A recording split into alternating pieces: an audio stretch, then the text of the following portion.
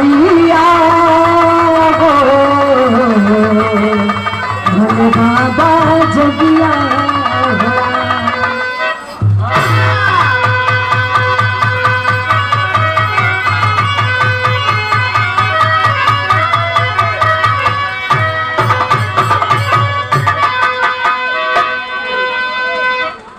एक छोट सा बिरहा आप लोग के बीच में हमारे प्रस्तुत भूमिका के लाइन से संकेत मचा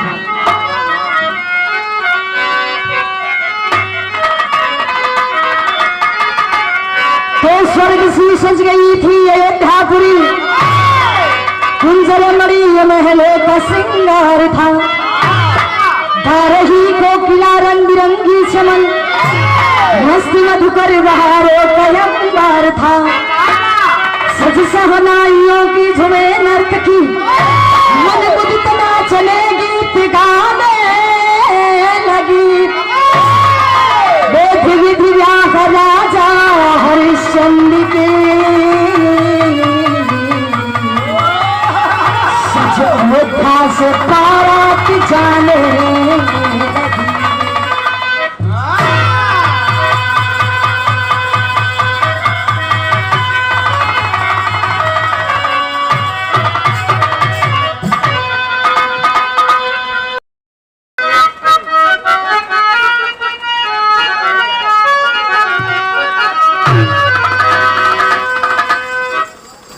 जमाने में कहीं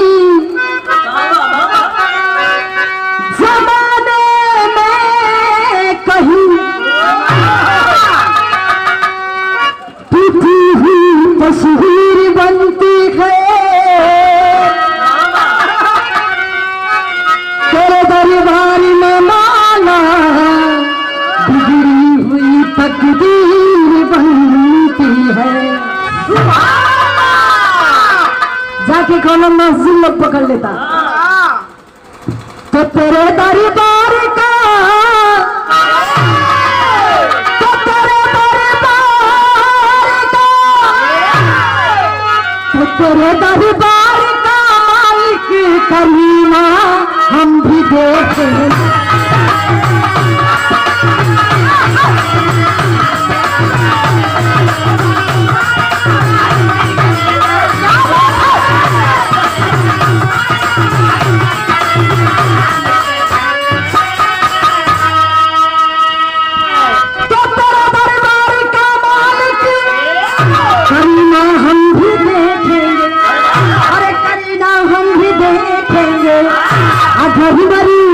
अगर मरी सी हुई मालिक तो मदीना हम भी देखेंगे।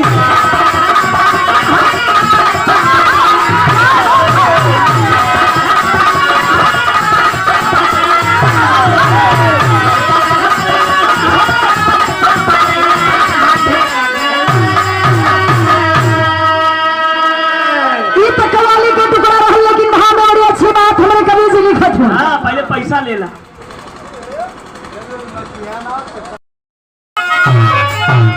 सोने समय सत्यवादी राजा हरिश्चंद्र सर पे सहारा सजा करके हाथी घोड़ा से बारात सजा धजा के, गर्मी के महीना हाथ धूप तेज है, बारात निकलल है। उस समय के बाद निकल गई है, कहाँ निकल गई है सर? तो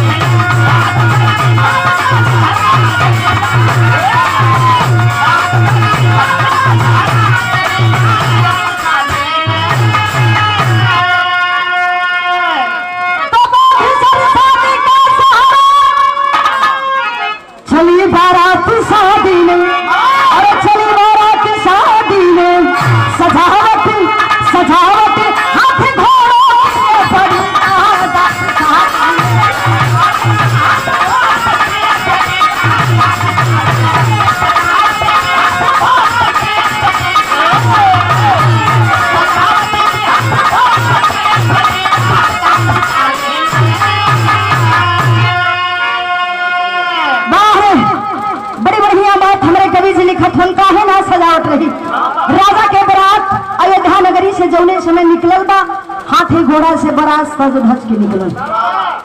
कुछ बाराती पैदल चल रहलन, कुछ बाराती हाथी घोड़ा पर सवारी कैलन। बारात जौने समय चलल बा, नज्म के लाइन से कहानी की शुरुआत होने लगी। भैया आप लोग शांति बना के रखिए, बीच बीच में आप लोग ऐसे ही धुन तर्ज का मनोरंजन रही, लेकिन विरह की कहानी पर आप लोग गौर से ध्यान देंगे। कैसे वैसे साहब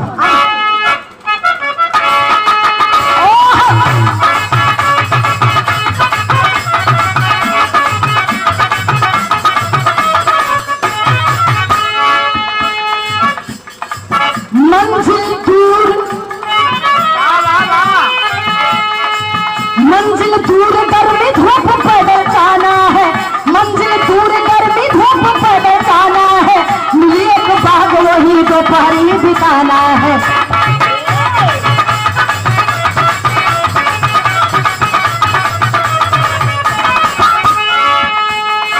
सुहानी बाग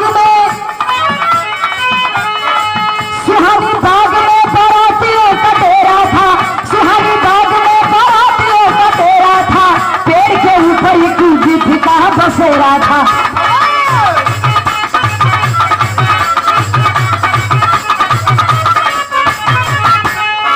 माता गिद्ध से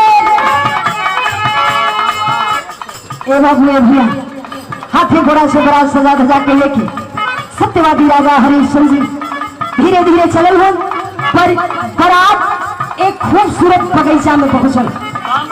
चलने समय खूबसूरत बगीचा में बारात पहुंचल हो।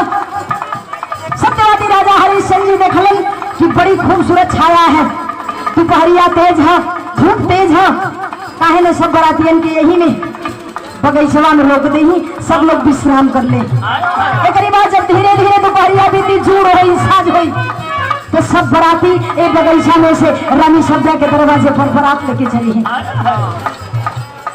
आदेश दे देते हैं जितने बाराती हैं, सत्यवादी राजा हरिश्चंद्र जी का आदेश है कायास करण। सत्यवादी राजा हरिश्चंद्र जी का आदेश है कि जितने बाराती भाई बारात के लिए आए हैं सब लोग यही बगीचा में विश्राम कर ला। दोपहरिया भी ज्यादा साझ होगा तब यहाँ से बारात चली। कहलन कैसे? माता गिद्ध से बोले स्वामी जाना होगा। चलने समय बाराती सब अभी बगीचा में सूत गई। झुर पूरा हवा जब होके लगल तो सब औरतियन एकदम आंख मोल के लुढ़क गई है, ये सुतल तो तेहरे सुतल। लेकिन जौना पेड़ के नीचे सत्यवादी राजा हरिश्चंद्र जी बैठल हुन और उनका मित्र कायास्थ जी बैठल हुन भैया के नीचे। उनकर मित्र कायास्थ जी बैठल हुन, वही पेड़वा के ऊपर एक गिद्ध और गिद्धनी का बसेरा रहे। गिद्धनिया गिद्धवा आपस में बतियावत हुन। गिद्धनिया गिद्धवा से कहत है, माता गिद्ध से बोली स्वामी जाना होगा, माता गिद्ध से बोली स्वामी जाना होगा, आसमानों की मान से हमको खिलाना होगा।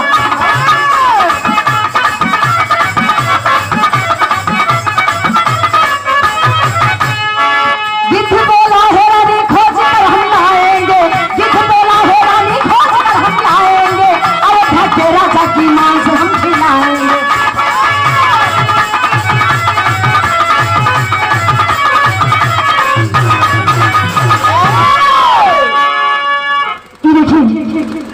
आप ढोलक के बड़े ही खूबसूरत कलाकार आपस में वही पेड़वा के ऊपर बतियावत हो।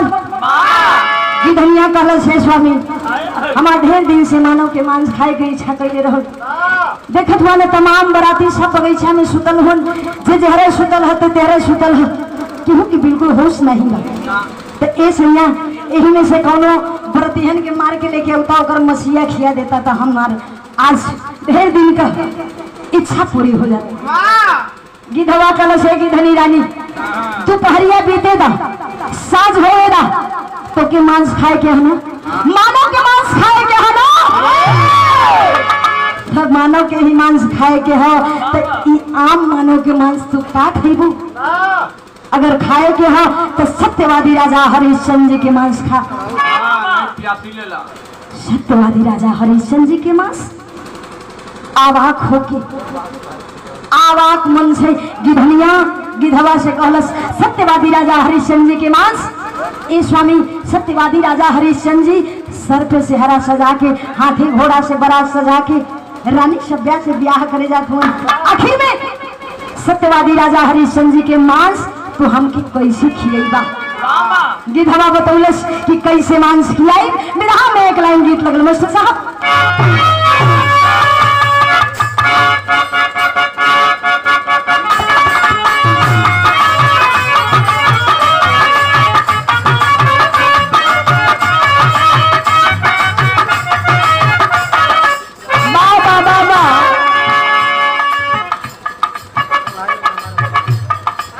यही कही जिया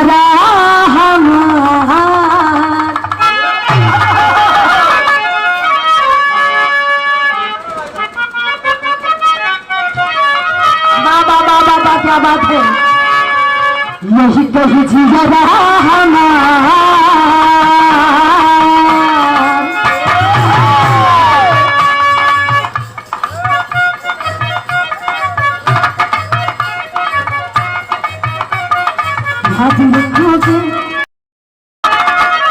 यही कहीं जिया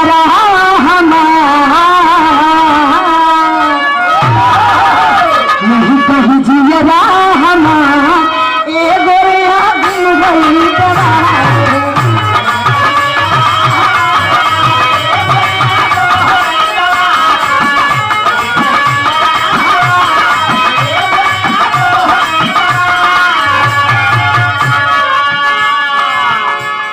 गीत के लाई रहूं। लेकिन ए बाबू ए भैया गिधवा गिधनिया से बतौले से गिधनी रानी राजा के मौत हो जाए। आया है रे स्वामी जी आखिर में राजा के मौत कैसे हो जाई। गिधवा बतौले बा हाथी पर हो के सवार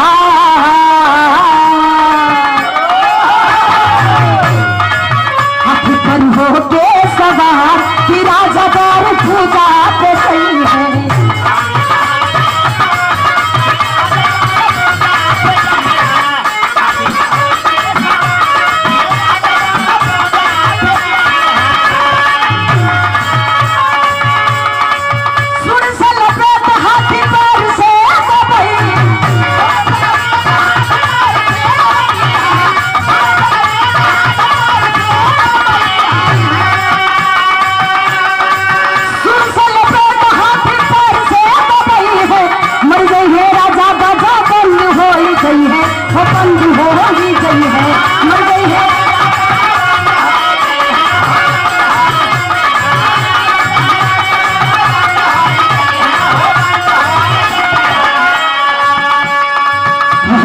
सत्या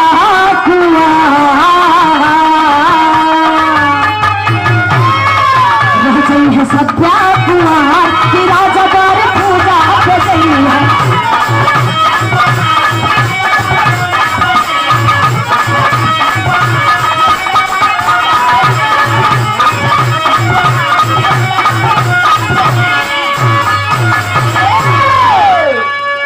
ए बाबू गिधवा गिधनिया से बतौले से गिधनी रानी राजा की मौत हो जाएगी। चौदह समय बारात दरवाजा पर लेके पहुंची है रानी सभ्या के दरवाजे पर। हाथी पर बैठ के द्वार पूजा लगावे जाई है। चौना हथिया पर बैठ के द्वार पूजा लगावे जाई है। वो हथिया पगला जाई अपना सुड़वा में सत्यवादी राजा हरिश्चंद्र जी के लपेट के जमीनिया पे पटक के उनके प्राण के हर ले वही जुग राजा के जान निकल रही। आए है रे स्वामी राजा के बचला के कोनो उपाय तो हुई। उस समय गिधवा कल से गिधनी रानी राजा के बचला के कहीं उपाय है। हमने दोनों प्राणी जवन बात आपस में बतियावे थी ई बतिया उनका बगला में जो उनकर मित्र बैठल उनका आस्क जी सारी बात के सुनत हुन और समझत भी हुन। लेकिन उनके सामने एक समस्या है कि जौन बतिया हमनी दोनों प्राणी के सुनत हुन उ बात कोनो मानव जाति से नहीं बता सकलन। अगर कोनो मानव जाति से बतिया बता दी है तो कायास्क जी का बदन सर से लेके पांव तक पत्थर हो जाई। पत्थर शरीर के जिंदा करे बदे सत्यवादी राजा हरिश्चंद्र जी के कोनो बालक को बलि देवे के हुई। आए है रे बाबू, गिधवा गिधनिया का सारी बतिया कयास्त जी सुनत होन और समझत भी होन।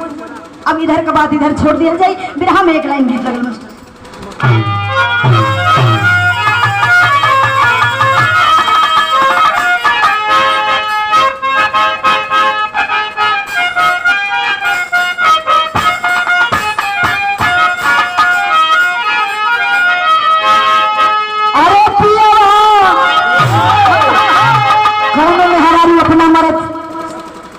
परेशान हो गई भैया, परेशान होके कहलस का कहलस ये कहलस, अरे पियावा अब हई सैया कि दुल्हा मिलल बलवा देखै के सपना वाए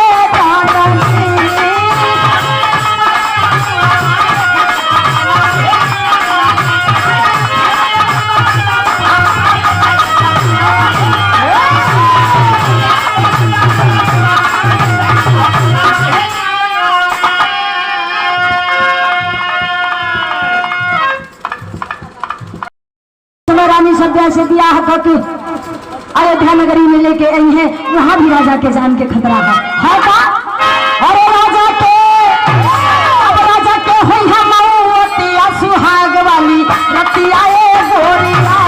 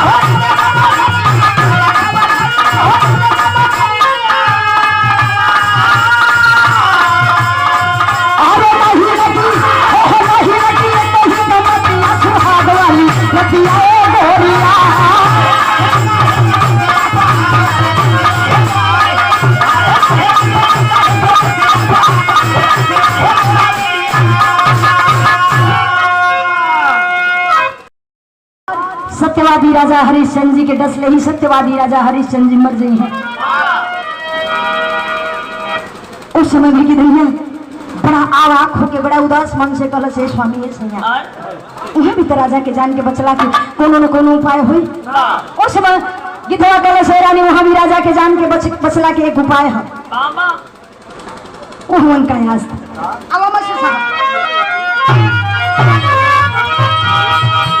विदेशिया का भाव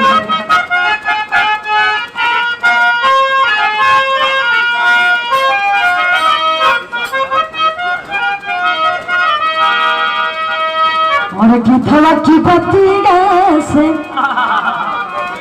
भाग के छतिया हो विधन के सनी विधन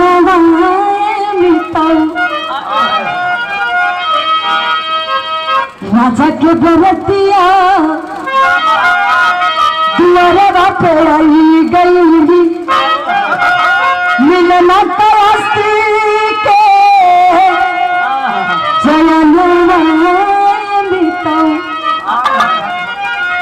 राजा हरिश्चंद्र जी से कई नया रजिया हो अरे घोड़ा से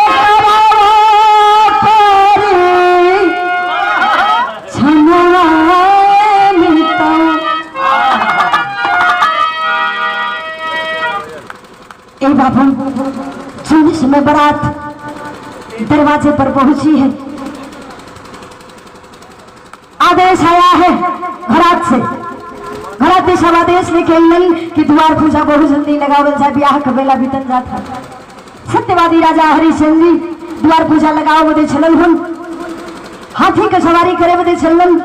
जो समय हाथी का सवारी करने के लिए आगे बढ़े कायास जी देखले हूँ दौड़ के जाके राजा हरिश्चंद्र जी के हाथ के पकड़ के खींच ले। कहला नहीं सत्यवादी राजा हरिश्चंद्र जी, पता नहीं काहे आज हमारी दिल बड़ा घबरा था कि आप ये हाथी पर बैठ के द्वार पूजा मत लगावा, अगर द्वार पूजा लगावे के तो घोड़ा पर बैठ के लगावा।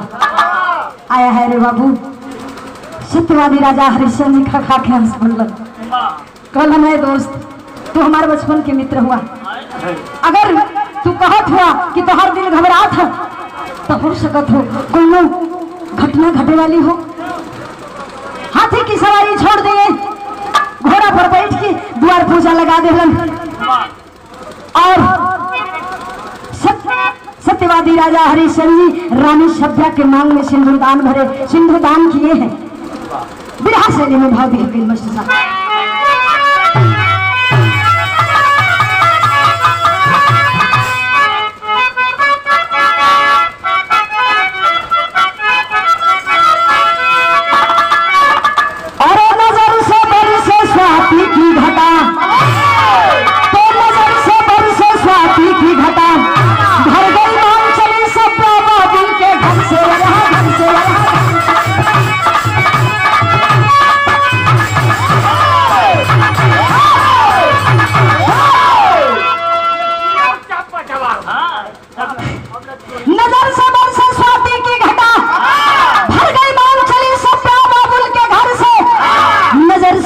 स्वाति की घटा सिंदूरदान हो गई। अपन दुल्हन बना के सत्यवादी राजा हरिश्चंद्र जी अयोध्या नगरी में लेके आए हैं।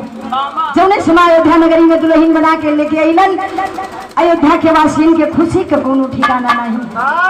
सब लोग एकदम मगन मस्त हवन, नाचत हुन, गावत हुन, ढोल मजीरा बजत हो, सब लोग खुश हैं। लेकिन कयास जी के दिल में चैन नहीं कि वहाँ तो राजा के जान बचा ले ली, लेकिन हम सुहाग रात वाले कमरा में हम राजा जी के जान कैसे बचाई, यही सोच रहे हैं। तब तक मालिक का मर्जी देखल जाई। भाई का 51 रुपया के पुरस्कार आदरणीय गीत लगल।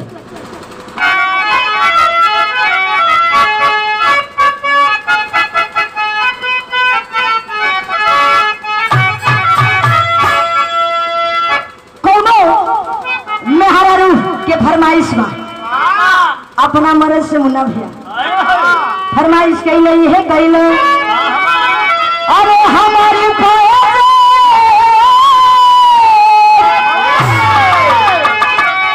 तो हमारी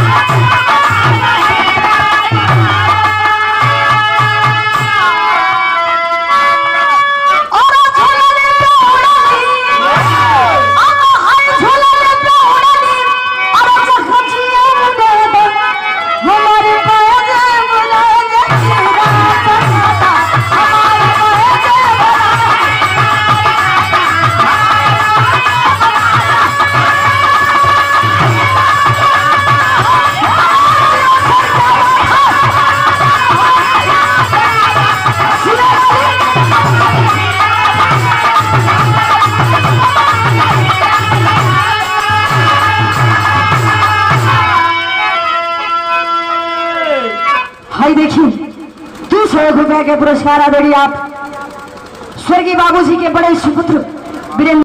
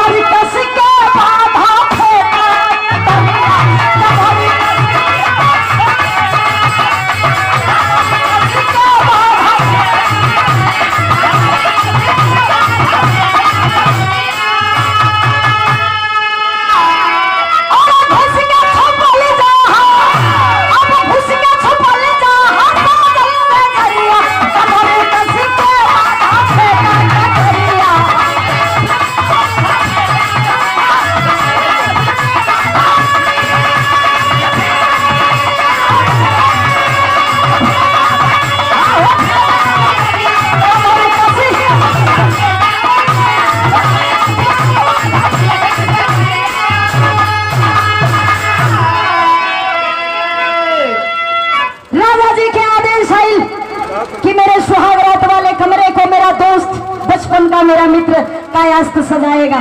हाय हाय रे बाबू, जौने समय आदेश मिलल बा कायास्त जी के मौका मिल गई सत्यवादी राजा हरिश्चंद्र जी के जान बचावे का।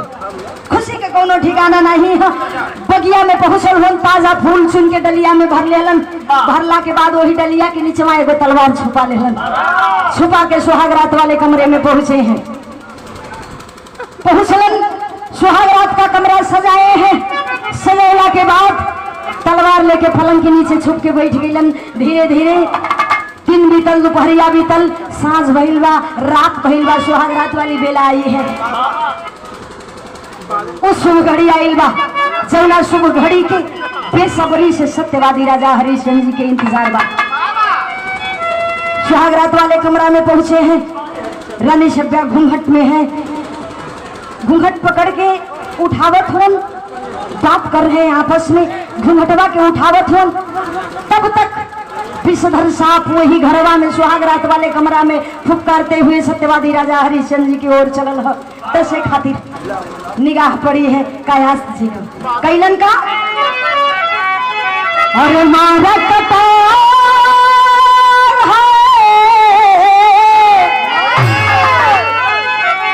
हमारा कटार लागे गाल गाई।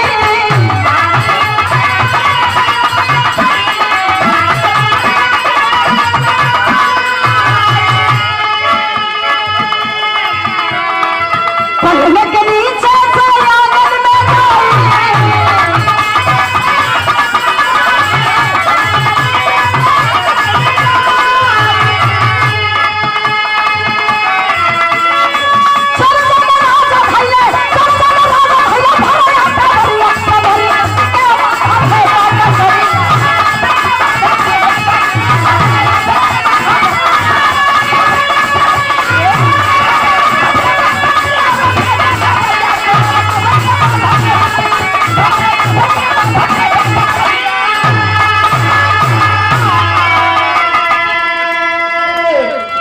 में बाबू ए भैया विभाजित करके दबे पाओ घर में से सुहागरात वाले कमरा में से बाहर जान चाहत हो।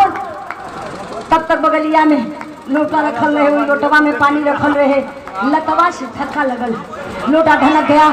सत्यवादी राजा हरिश्चंद्र जी खड़बड़ा के बेड से बिस्तर से उतर गए। देख रहे हैं कि सुहागरात वाले कमरा में से कोई भगा जा रहा है। चोर समझ के भरकवारी के धक्के पीछे से पकड़ ले हुन। सोने समय चोर जान के भरकवारी के पीछे से पकड़ ले हुन। ए बाबू, जब चेहरा घुमा के देख ले हुन, चेहरा के देखते आवाक हो गई। पैर तले जमीन खिसक गई। मोहब्बत के भाव दिहल गई। मस्जिद साहब की रहा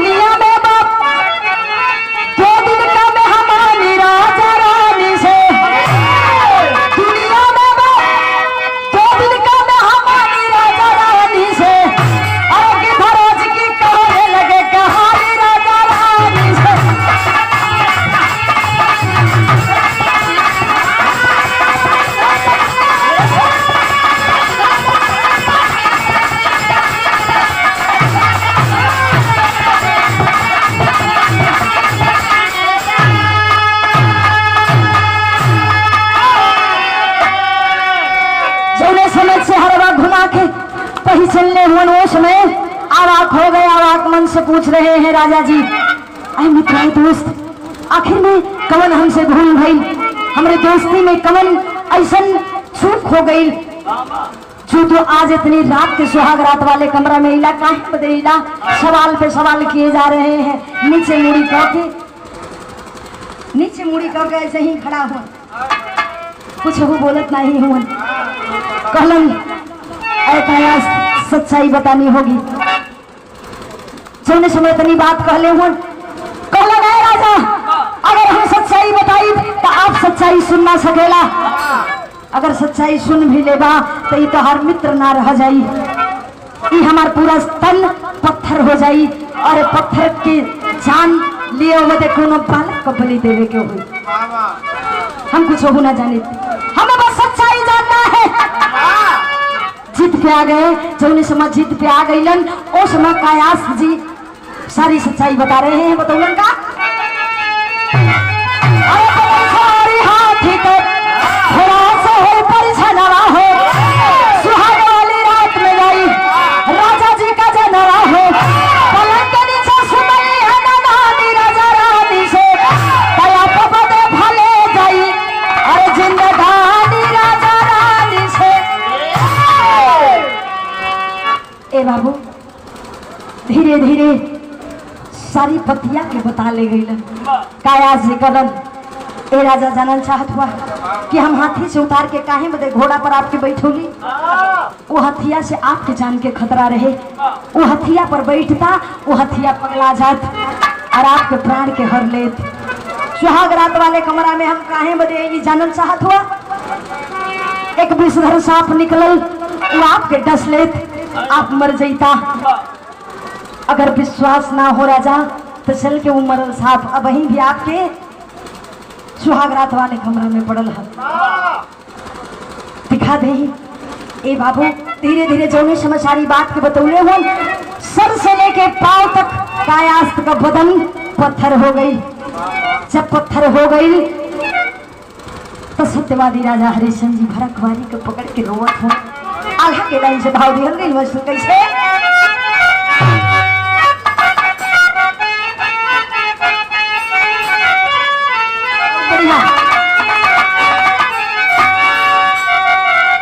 अरे बदली कयासी के पत्थरवा हो गई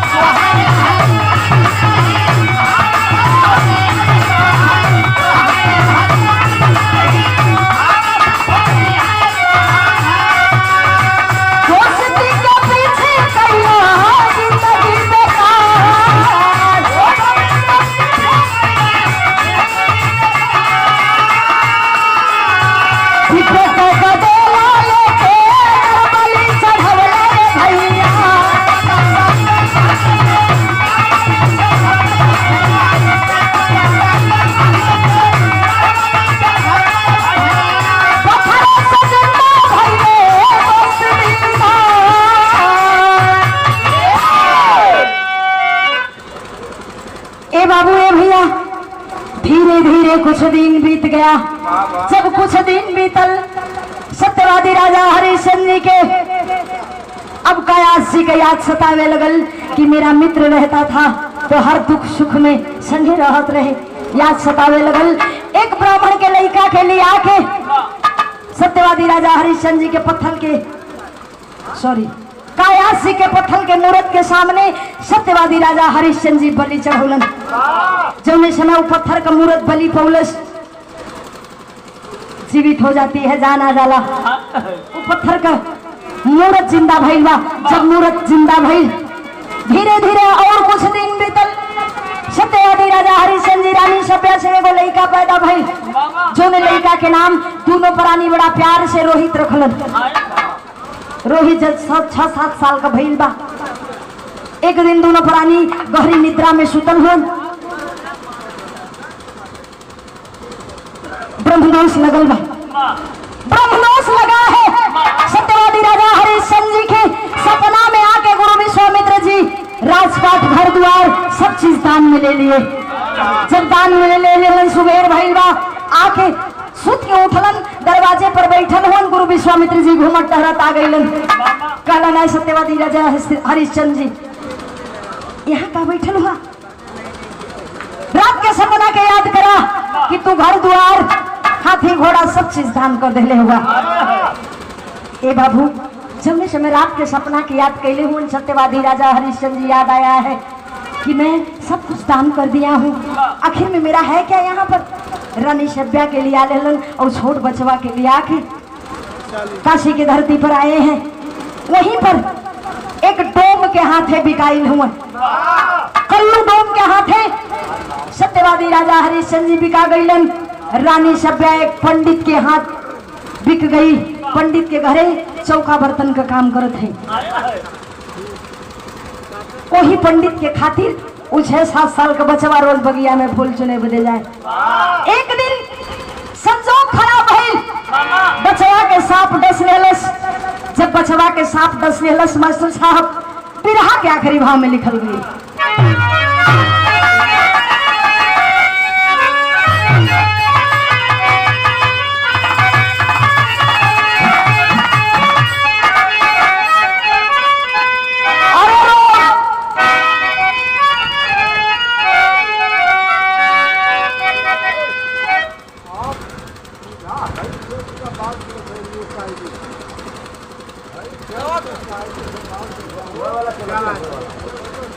एकदम वही वाला पिताजी, एकदम वही चलत है। क्या बात है, चले समय सांप डस ले बा उस छोट बचवा के। माई सभ्या के खबर लगल, रोवत बिलखत बगिया में पहुंचल है। लाश को गोद में उठा करके बिलखते हुए मणिकर्णिका घाट पर पहुंची है, जहां पर सत्यवादी राजा हरिश्चंद्र जी लाश जलाने का काम कर रहे हैं। कैसे?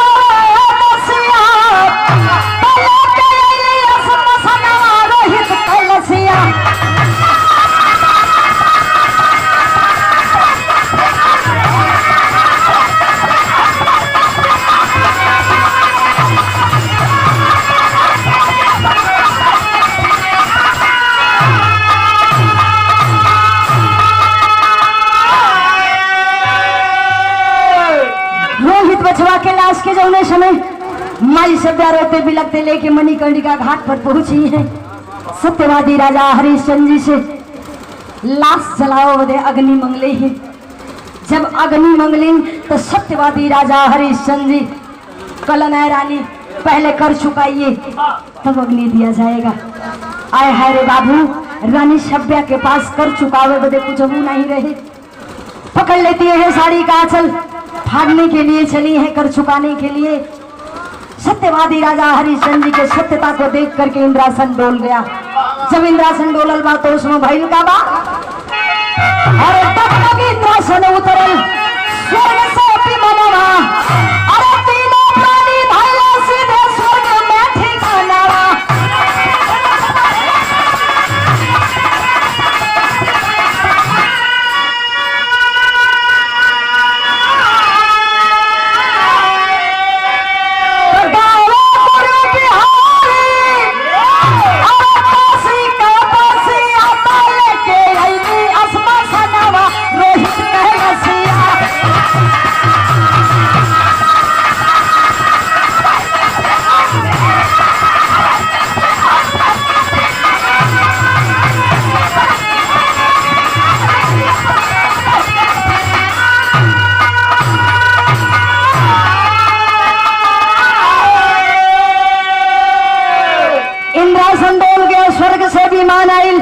तीनों प्राणी जिंदा भइलन, स्वर्ग में ठिकान मिलल। हमारे विराह के यही से कहानी समाप्त भइल। आखिरी रन में खंडान का परिचय बताया गया।